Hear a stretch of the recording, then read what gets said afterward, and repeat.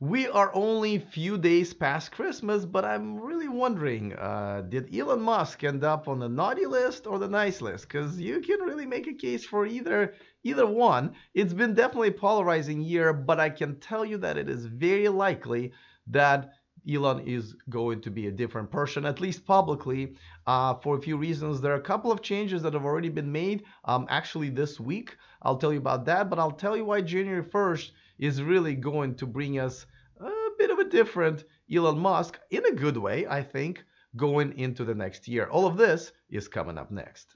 Taking over the world, electrifying the world, E4 Electric! Welcome to E4 Electric, your number one source of unbiased electric car news. If this is your first time here, welcome. Go ahead and click on that subscribe button so you don't miss anything, moving forward. It's free.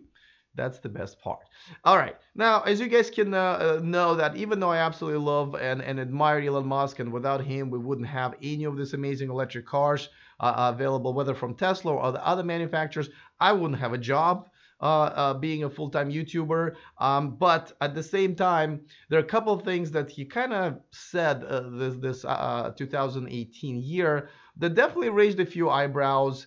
And definitely kind of rattled me, and even a lot of like hardcore Tesla fanboys that were kind of like, whoa, that's not cool, Elon, right? But on the other hand, he had the best year. I mean, obviously he worked extremely hard and was under a lot of stress, but at the same time, he accomplished what he set to accomplish like 10 years ago, right? To bring a Model 3 to market. I know we're not there yet with a $35,000 version, but that's okay. It looks like it's very close. And now it's like one of the best selling electric cars. I mean, it's really competing with gas cars. Essentially, that was the whole reason for the whole thing, right? To kind of start competing on the same footing with gas cars and winning. So, but he had a few issues. Obviously, we all remember the 420 tweet, which obviously got him in trouble with SEC. And I know he said that, what's he gonna do? I didn't, the bottom line is this: he did break some regulations, and they were right to get on his back. I mean, there are some arguments, why other CEOs don't necessarily get in trouble for the same thing, but I've had a few videos about this. I've read the entire settlement report and the entire claim from SEC, and I think even he realizes that maybe this settlement is going to be good, not only for him but for Tesla and our community. So, and I think a lot of people are viewing it that way. Just kind of a blessing in disguise, one of those things. This wasn't the finest moment, even though in the community it was embraced. But as you know, outside of the community, even he didn't inhale, even he doesn't know, or even he doesn't smoke weed in general. This was just a bad imagery outside. As you know, I think SpaceX is being investigated right now, specifically because of this. Only one, a 30-second, weed smoking, if you even want to call it that. So that probably wasn't the finest moment to me, and I think to a lot of other people. The fact that he actually accused what essentially been hailed as one of the heroes in Thailand, trying to save those Thai boys from that flooded cave, accusing him of being a pedophile, and kind of never coming back and apologizing. There's a lawsuit there now, which kind of he brought on himself, and there's some news from that lawsuit that I'll share with you, and then after that I'll share you what is going to be different, and a couple news about the board of directors. Before that, I want to say that this show and this channel is sponsored by Climate Exchange. They're having a raffle any day now on the New Year's Day. They're raffling off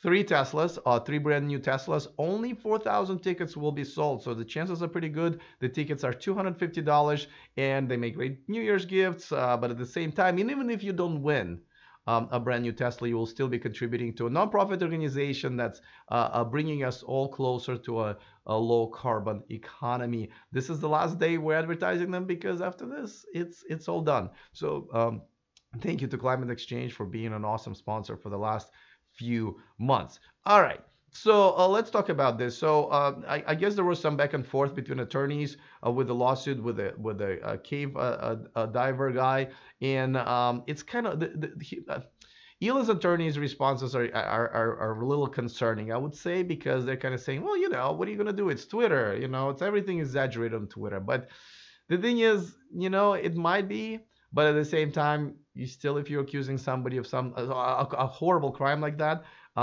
you do have to have evidence. And to me, that was Elon's the worst moment. This is why he is on my naughty list, unfortunately, for this year. And overall, as you probably know, that before that, when somebody said Elon Musk on television or whatever, he was always referred to as an innovator and and a disruptor and this positive figure.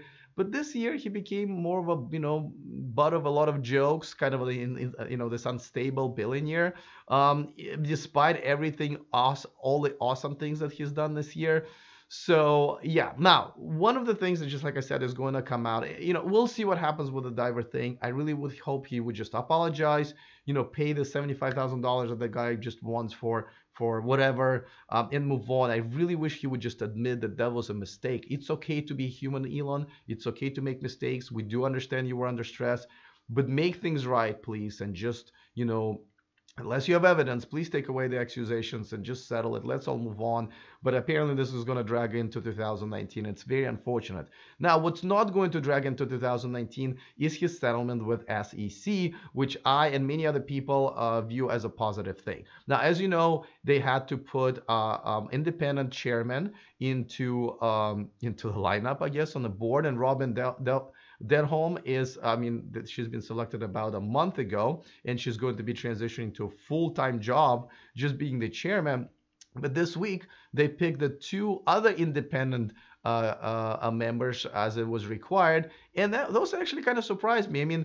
Kathleen Winston-Thompson, she's from Walgreens. She's in kind of human resources, which is great, and I think that's a good choice. But Larry Ellison of Oracle, founder of Oracle and a billionaire, that's a bit weird one. I don't know if when people say Oracle, people think innovation, at least at this point. And when they talk about Larry Ellison, they again think innovation or new ideas or electric future. So that's very interesting. Granted, he's obviously a very connected and respected guy in just generally tech industry, but that one's kind of weird. But hey, it is what it is. I think these are not bad choices at all. And it's good that they got some independent board members per their SEC agreement. Now, what's really going to be cool is that Tesla is now finished pretty much forming a commission that all of Elon's tweets will have to go through and kind of be approved before he posts them. And that is, I think, the best part of the SEC settlement.